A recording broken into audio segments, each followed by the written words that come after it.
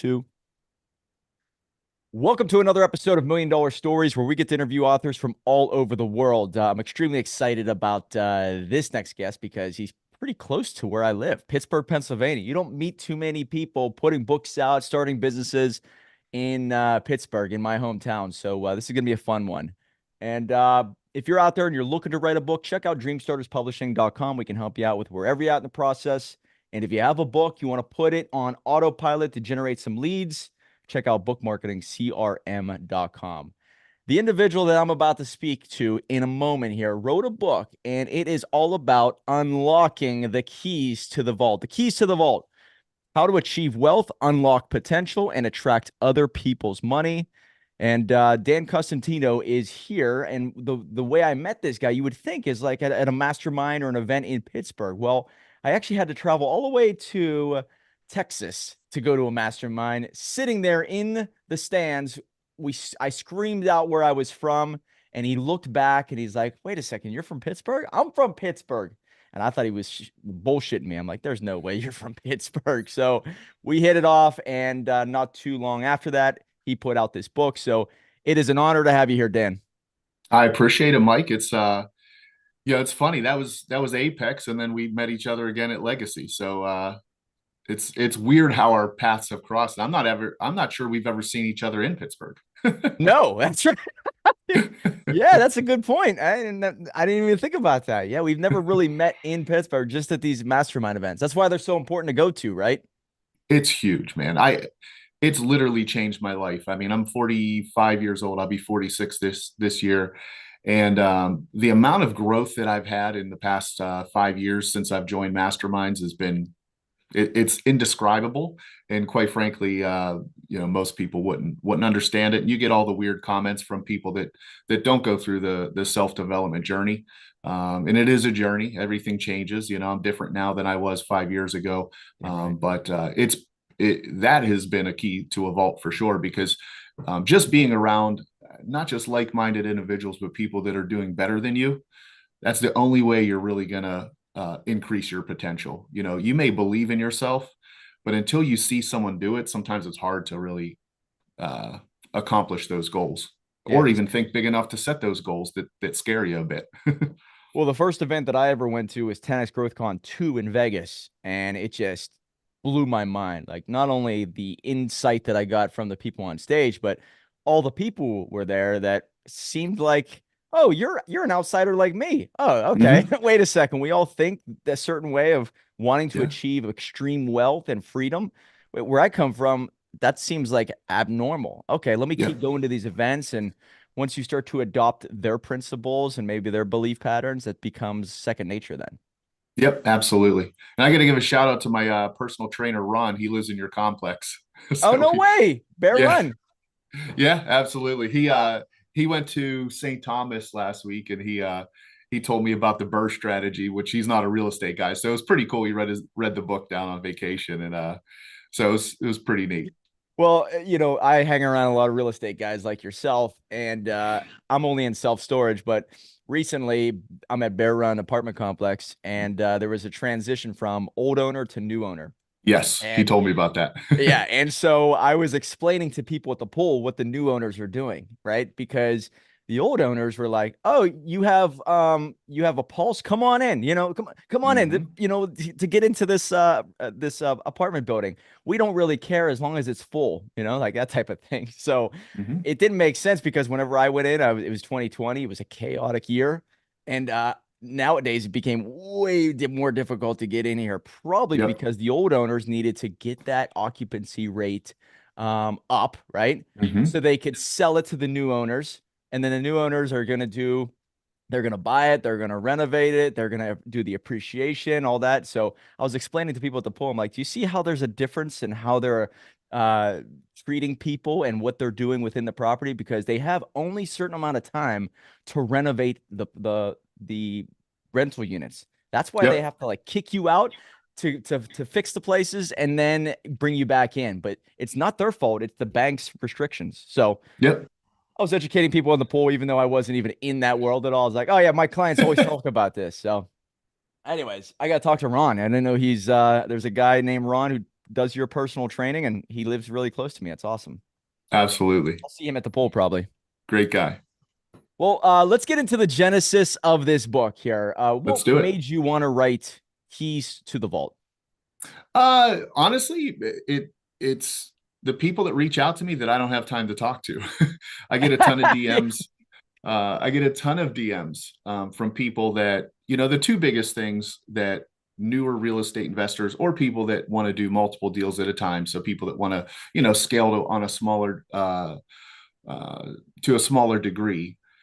It's either they're having trouble finding deals or finding money. And I'll be honest, I have found deals just through social media and relationships and stuff like that. But I'm not the best at that. But I am pretty good at finding money and doing creative finance and all the different chapters that are in the book. So something that I just wanted to share with people and point to. It certainly wasn't a money making endeavor. It was really just trying to put some content out there that people could utilize to help them raise money for their real estate deals. And I've used most all of these strategies. I knew a couple that I don't use regularly, but I have used them sparingly.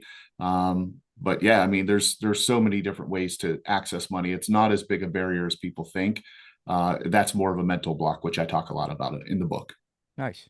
So, being a guy from Pittsburgh, what I noticed is that when I went to Duquesne University, most of my friends were going to whether it's one of the big banks around your PNC, BNY Mellon, it was UPMC, and then there's also a couple law firms that are really big. So that seems like the common path for most people.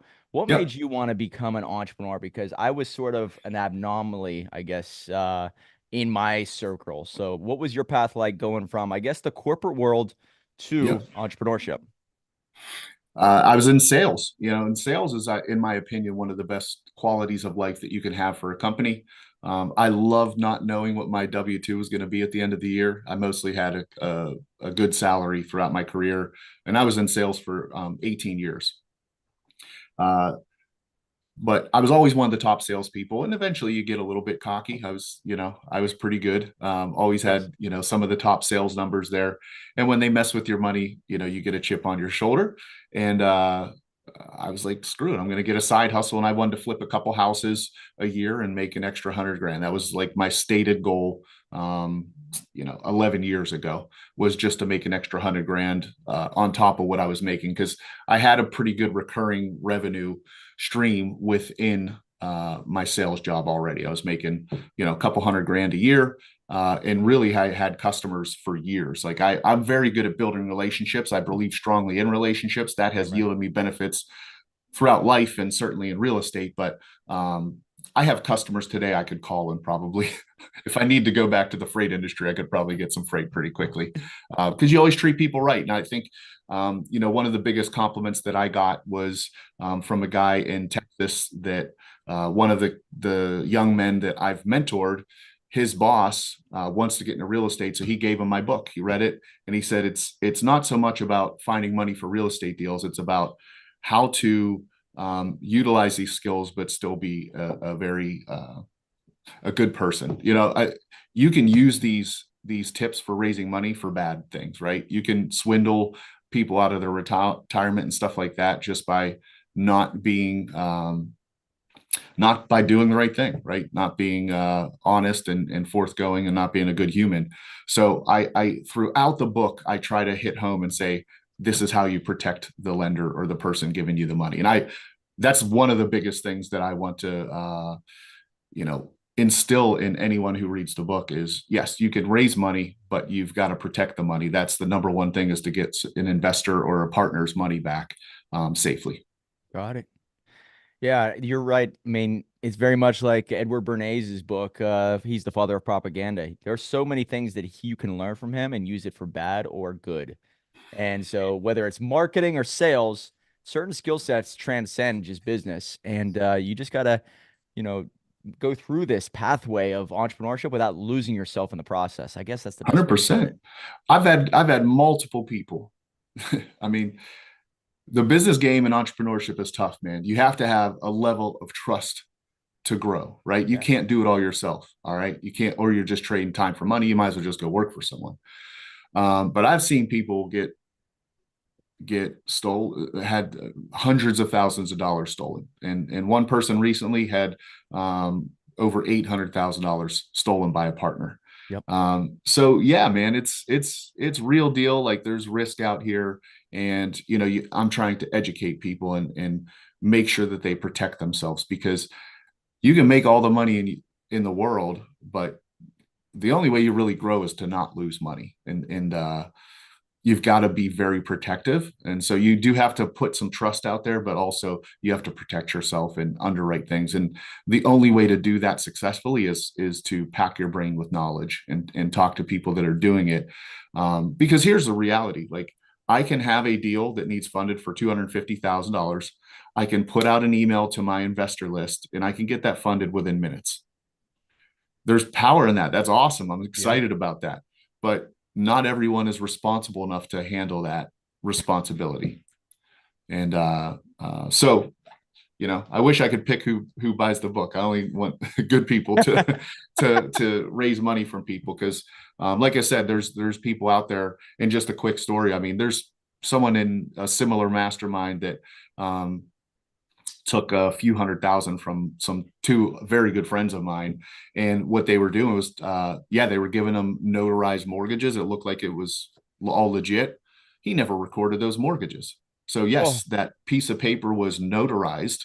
It looked official, but he didn't record it with the county. And he did that 20 times and raised, basically like $2 million dollars on one property.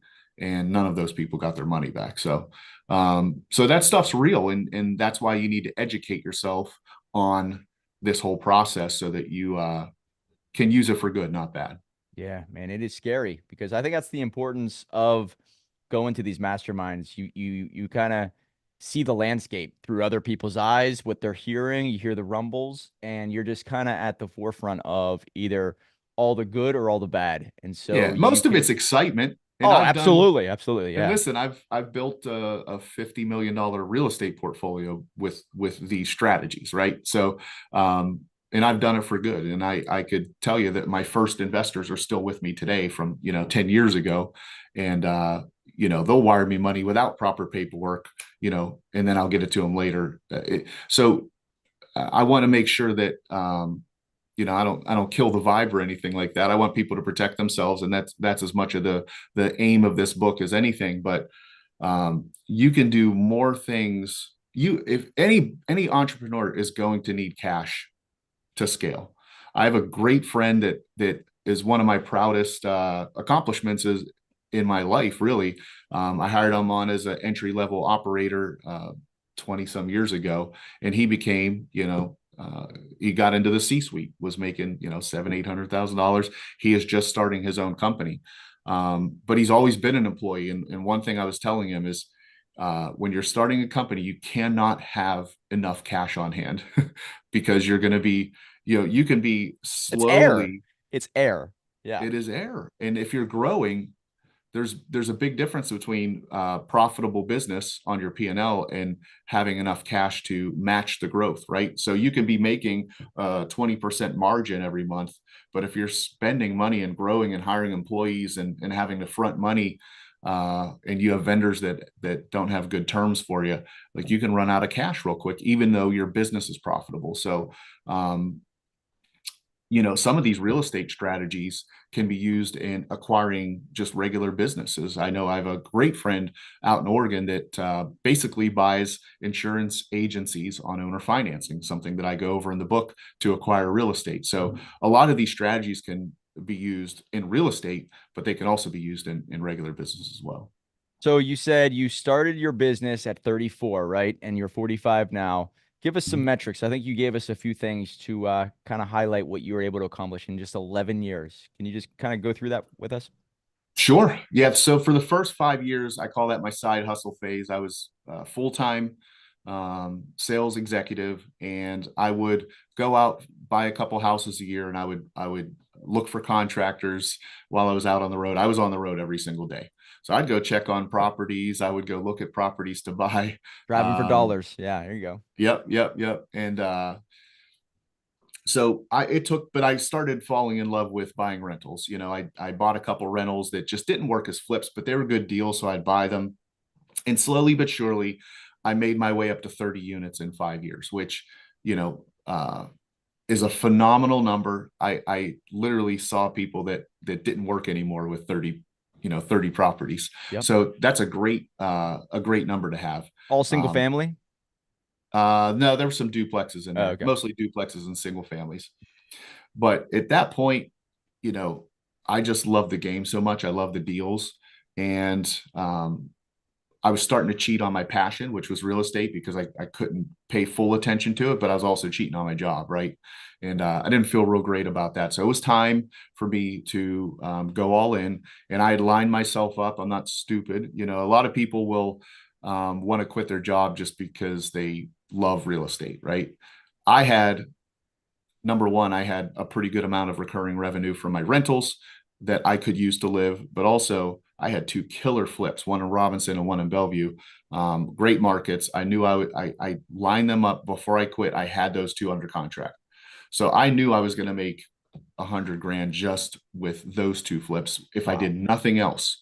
So I made sure that I was set up well before I quit my W-2 job. Because I can tell you, even today, even with all this real estate, it was almost easier to get loans back when I had the W-2 job than it is now, and I make a lot more money. Um, Isn't so that scary? If you try to get a loan whenever you start a business, you're not going to get one easily. no, So no, yeah, do no. all that before. Very smart move. Yeah. So I will. So you want to borrow the money when you don't need it, right? Right, right, I right. tell everyone that don't quit and then think you're going to go find banks to fund your business. So anyway, I had 30 units, went all in, and very quickly, I think the next year I jumped to 54 units, then 80 units, and my goal was to get over 100 units. And I think May or June I hit 112, somewhere in that range, and then I started working I was with the Legacy guys. I started working on an apartment deal, portfolio that was 305 units. So I went from 81 units to 417 units in 1 year. And that was in 2021. And then one of my employees lived at another apartment complex nearby in Beaver County, and made friends with the property manager, and I got another 258 units.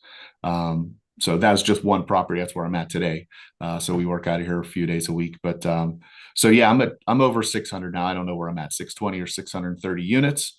I've sold some to remain liquid because 2023 liquidity was very important for everyone. And again, because banks have tightened up and wouldn't do deals that they would have the year before. So I've sold some properties just to make sure that the liquidity is there to run the business, because we are in growth mode. So um, now we have over 600 units. We just recapitalized that 258 unit, and we bought it for 4.6 million. It appraised for 13 million last year. So our investors are very happy. And with our construction and the lease up, we believe we can get this property over $20 million in value. So um, can't do that. You need a lot of single families to do that. Unbelievable, man! What a wild couple of years. I remember sitting with you at the Legacy event, Tim Broad's Legacy event, and I remember you were working on this deal. Right? That was it. Mm-hmm. You were just like wide-eyed, like I need to know what I need to know for this property. And seems like they put you on the right track. With in the right rooms with the right people, and you're able to get it done. And obviously, it's snowballs, right? So whenever it comes to Yes. attracting other people's money, my assumption is number one, you have to transform, but you have to show other people that you're transforming financially when it comes to, making bigger moves. But the trust factor, I would think that Mm-hmm. maybe momentum is crucial to attracting other people's money. So give us a few pointers that you've learned that is crucial for anybody out there who's looking to get into real estate. They say they don't have any money. That really is an excuse because you really do use other people's money if you are doing the sweat equity. So, what would you say? I think a couple things. I do think track record is everything.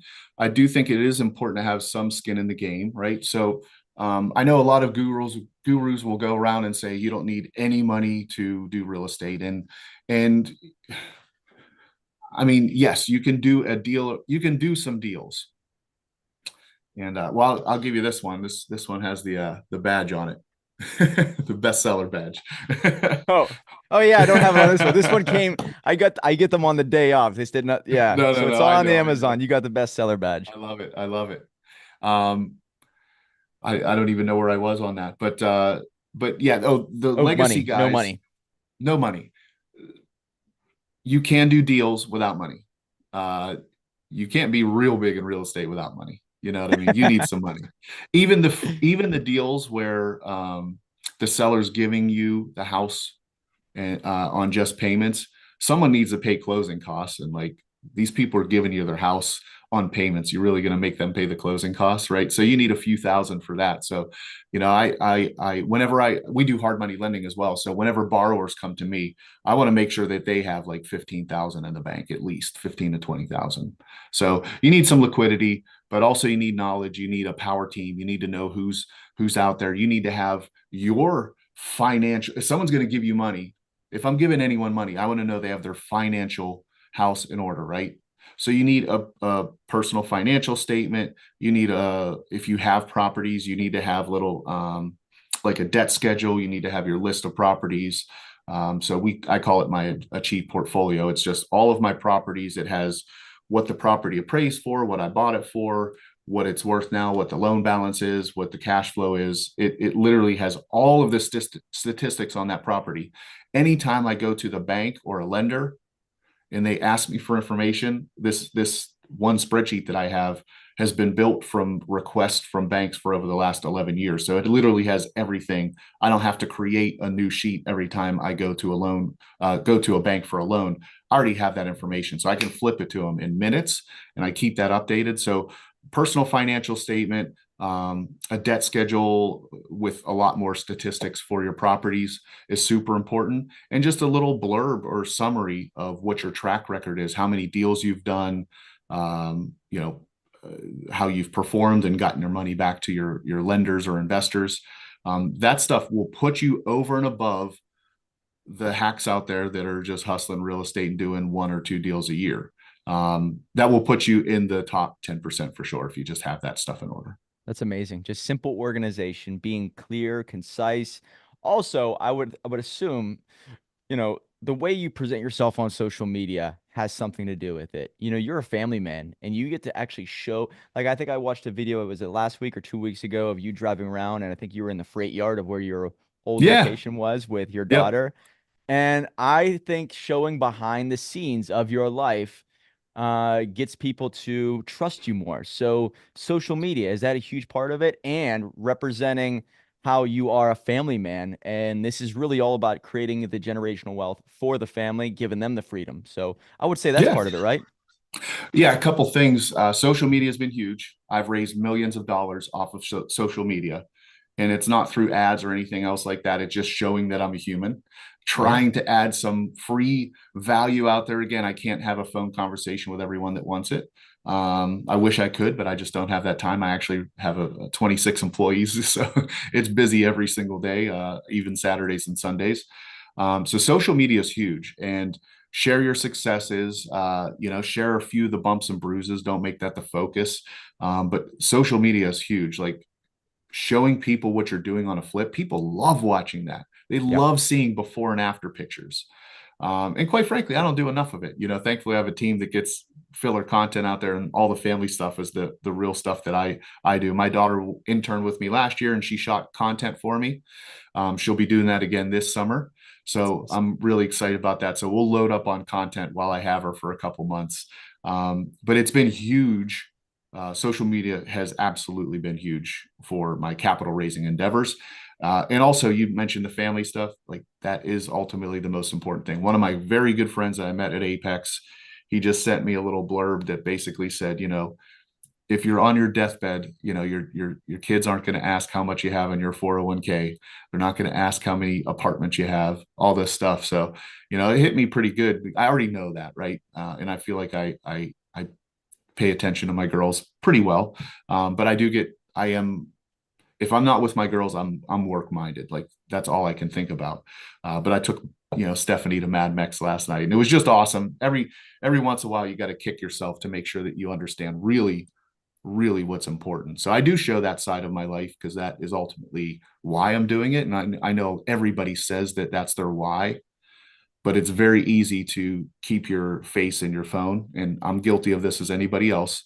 And you could be sitting across from your daughter and completely ignore her. So, so it's a constant battle if you're a type A for sure.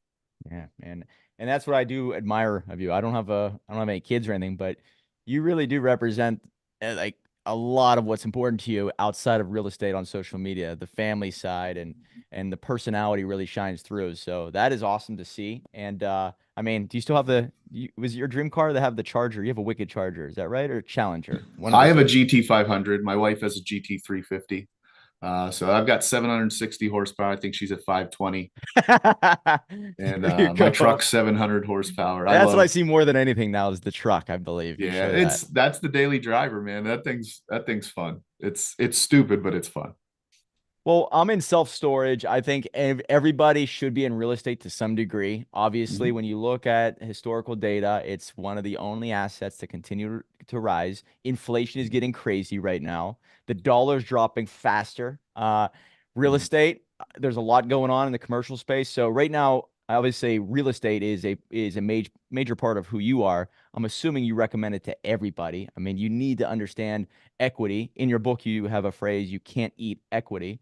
Equity's a Yes. part of it. It's a part of the puzzle. It's not everything, but my Mhm. God, when you have some equity in something, you have a net worth and you can leverage that quite a bit. So real estate, you really do push that to people. Hey, get into it to some degree, but Mhm. also what are you doing right now with everything that's happening in the world?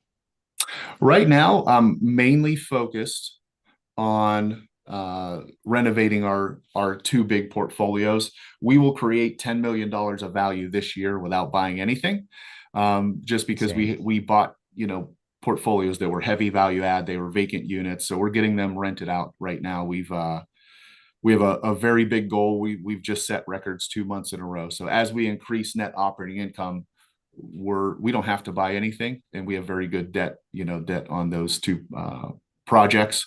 So that's our main focus. We are starting an RV park development with some partners. I'm a minority partner, but that's down in Texas. So we have gone through a long, drawn out process on that. But construction begins in a couple weeks here, so I'm excited about that.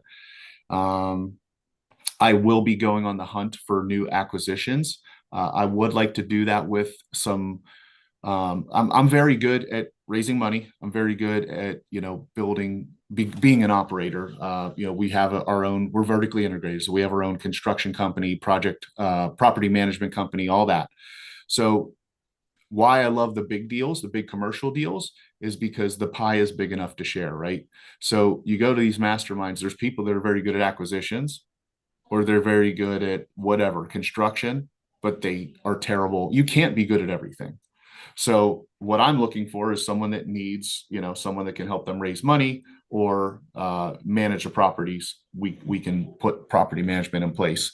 If they find deals, they bring us in. We're a great general partner. So that's what I'm looking for this year. But I will be going on the hunt myself to look for more properties. We want to get over 1,000 units here by the end of next year, and we can do that with two purchases. So we'll get that done. I hired a chief operating officer 6 months ago. He has made, I can't even explain to you, a tremendous difference. We just hired a new chief financial officer this week from a company deep local. It was a startup in Pittsburgh. He was there 7 years. He has 25 years experience. So like we're building a heck of a team right now that will position us to really get to the next level. And there are levels to the game for sure. We have basically 700 units under management is a lot different than 100 units, and 100 units is a lot different than, you know, 5 to 10. So we've had to reinvent ourselves. Last year was a big growth year for us. And what got you here won't get you there kind of thing. Yep. We had to, we've replaced a lot of the company, not, that wasn't the stated intent, but it just kind of worked out that way. We implemented EOS, which is the entrepreneur operating system, which focuses on accountability. Not everyone is built for accountability and growth at the same time. It's we've broken our processes a lot with the growth for sure. So But we're on the right track. And like I said, we've broken records the last 2 months. So I'm excited about 2024 for sure. This is sort of a selfish question because I started a company in Pittsburgh and I started a few that just failed miserably. But when I started to focus on online business transactions, that's whenever my business started to skyrocket. And it's maybe because the culture here in Pittsburgh is very blue collar and maybe it just has a certain, I don't know, culture to it that is different than what you see in Texas or Florida or Ohio. So, in your experience, what was it like building a business in Pittsburgh? I mean, you're in the circles with other people who are building in Ohio and Texas and Florida and even the Carolinas. I just think it's different there. It just seems like there's a little bit more activity. It's a little easier to get off the ground. Pittsburgh seems to be a very hard place, in my opinion. So, was it like that for you? And what have you seen as compared to other cities? I don't think of it that way. I can only market to people that live in Pittsburgh because we offer rentals, right? That's the main crux of what we do. So it kind of is what it is, and you just gotta deal with it. I will say there's a big difference between Allegheny and Beaver counties. Yeah, Um, yeah, oh, yeah. How about that? Just that little shift. yeah. Yeah. So, back to your first question, growth in the southern states is ridiculous. And I've always been taught not to buy for appreciation, but you're crazy not to chase appreciation down in the South. Like it's going to happen. Yep. Dallas, you can be on anywhere in the outskirts of Dallas, it's Going up. going to grow into you. Same thing with Florida, same thing with other states down there. You don't have that in Pittsburgh. Like you do make your money on the buy. And we've had great appreciation. I've had properties from what I purchased them for 10 years ago, triple in value. And a lot of that's through operations and getting them done right. But also the market has been double digit appreciation in Pittsburgh, which we've never, I don't want to say never, but we haven't seen in a long time because we've been losing population for 50 years. So Pittsburgh's different. It's a lot more stable. And the good of that is you don't have the big dips like you do in the other Yep. cities. Phoenix grew like crazy and boom, crashed. Florida grew like crazy and then crashed. You're not going to have a crash in Pittsburgh. We're a very stable. So I love that. And that tells me, that gives me the confidence that I can go into one of these growth markets. And as long as I get a good buy on a big deal, like the growth is going to basically make our investment a smart one, right? But you got to buy right for sure. But yes, those growth markets, I'm a little jealous of that. But also, there is some downside risk to that, like there is not here. The people, um, I think it's hard to hire everywhere. I don't know of any markets where it's easy to hire right now. I'll Right. say that. Man, you touched on something there that when I bought my first property in 2008, 2009, everybody kept saying, "Well, we're in Pittsburgh. It's not going to hurt us too much, right?" All the shit was hitting the fan in 2008, 2009, and it really didn't affect us too much. So I was able to buy my property and I didn't notice any difference. Obviously, I wasn't too aware, but you're right about that. So I think what you're saying is that you might have to be a little bit more diligent with what you buy, a little bit more, I guess, strict with the numbers. And I think that makes you a better investor. It's just what I've seen. So Yeah, in makes sense. Pittsburgh, I always tell people plan for 3% appreciation. And if you get 10, great. But you cannot buy something that does not cash flow today and think you're going to make 20% in Pittsburgh. You might, but if you're counting on that, you're in the wrong market for sure. And you do not discriminate against asset classes. RV parks, man, I love mobile home parks and RV parks. What made you want to get into that? And obviously, you're diversifying your portfolio, but Mhm. there's a shit ton of opportunity that's out there, and Yeah. that might be an untapped market in certain areas. So, what would you say about that? Uh, the biggest reason, first of all, it's a great asset class. You don't have the maintenance that you do on a big apartment complex, and this is a big one. It's going to be a 10, $11 million RV park at the end of the day. It's a luxury RV park with walking trails, turf backyards, 6 foot privacy fences. Like it's going to be pretty nice. I'm excited to see it come out of the ground. But the biggest reason that I went into this was the operators. And that goes back to what I was talking about before. I'm looking for operators that have high degrees of integrity. And I'm in this with the Crimmins, Julie and Nick Crimmins down in Texas. Shout out to you guys. But they're just beautiful people to work with. And this project, like a lot of them, has faced some adversity with lenders tightening up and stuff like that. And in the tough times, you see who people really are, and these people have hearts of gold. So I would go to war with them any single day. But that's the main reason I got into this. I am not an expert in RV parks. I help them raise the money. I help them put together, some pitch deck materials and stuff like that. And a little bit on the property management side, we add some value. But ultimately, they're the horse that I'm hooking my buggy up to this time. Yeah. Guys, his book has all kinds of information. This is not fluff. This is real deal stuff about HELOCs, finding hard money lenders, private lenders, the Burr method, obviously, owner financing, lease options, Airbnb arbitrage. We could probably talk about that for hours, but wholesaling, self-directed IRA investors, syndications, and I guess even when it comes to mindset, unlocking your potential. Yep, So pick up his absolutely. book, Keys to the Vault, on Amazon, bestseller, multiple categories. Is there a website that you would like to push people to if they have questions about maybe some, whether it's coaching or investment Yep. strategies or anything that you offer? Yeah. The main website for my personal brand and where you can find the book and everything is www.412ah.com. That's the easiest one.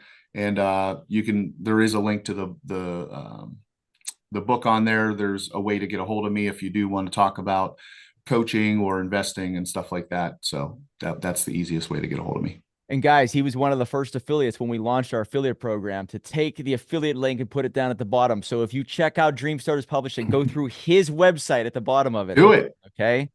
And yeah, that way we're able to track if you listened or watched this podcast or just went to his website.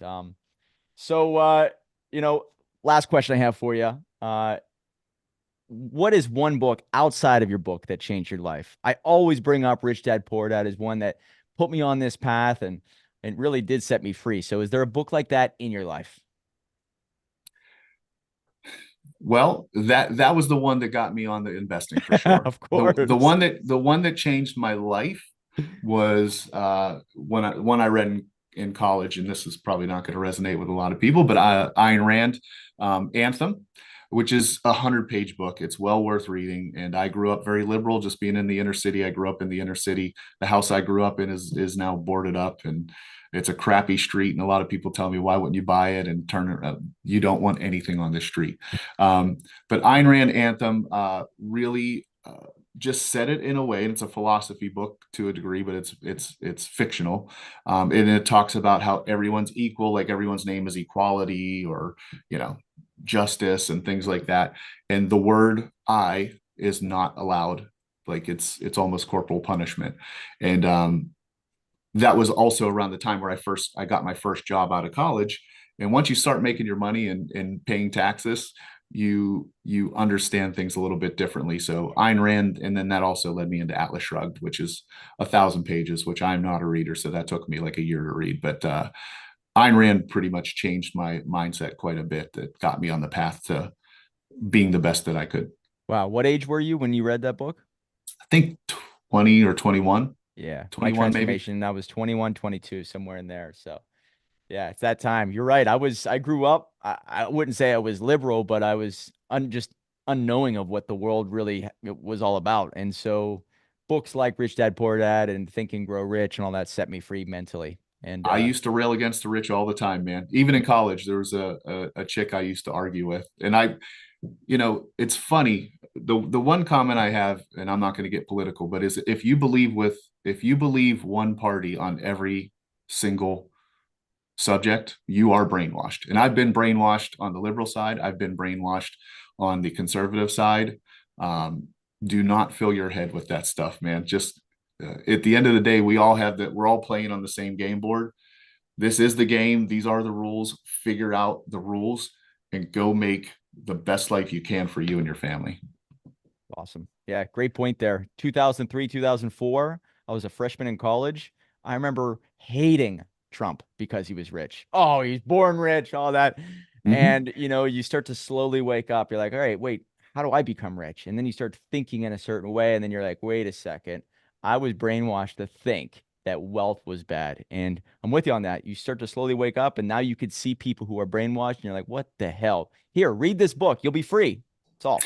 Listen, man, it takes a lot more than that. And I remember being in high school, and if you acted smart, like, you got made fun of. We would make fun of kids that acted smart. I was not a great kid growing up, you know what I mean? But I just saw a meme literally this week where it's a kid in a pool, and the water around him's all clear, but there's people around him that are surrounded, like, in yellow pee essentially, and they're all pointing at him and laughing at him, and he's the only one in clear water. You know what I mean? But it's that mob rule where they think that, the way they live is the right way, and they're making fun of the person that's actually uh, has not peed the pool. And it's just a metaphor of that's how growing up in the inner city was. Like, if you did anything to basically break that cycle, you were made fun of for sure. And it's sad, and it's I've tried to go back to my high school and go speak to them, and I there's the There's mindset pushback. in the yep, and that's not a reason I'll get into right now, but it was very disappointing. I'll tell you that. But the mindset in the inner city is tough, so it takes a lot to break that cycle. You do have to fill your brain. It's like a diet, right? What are you filling your brain with from the books that you read? What podcasts are you listening? What YouTube channels are you watching? um, that will tell your future. Great point. Reminds me of the meme of there's a bird cage with a bunch of birds in the cage, and then there's one flying around, and the people, the birds that are in the bird cage are like, look at that fool flying around. Yeah, Doesn't he same know how thing. dangerous that is? Yep. So, guys, get the right books and you'll be set free. Obviously, get around the right people and start taking action. You'll start to know more about the world and yourself. Keys to the Vault is the book. It's on Amazon, bestseller. And Dan Costantino, I can sign off on him. Damn good guy, family guy. So get in touch with him. Dan, thanks so much for being here, man. Mike, thank you, brother. Appreciate all your help on the book. Oh, no problem. Remember, guys, $1 million book will lead to a $1 million life.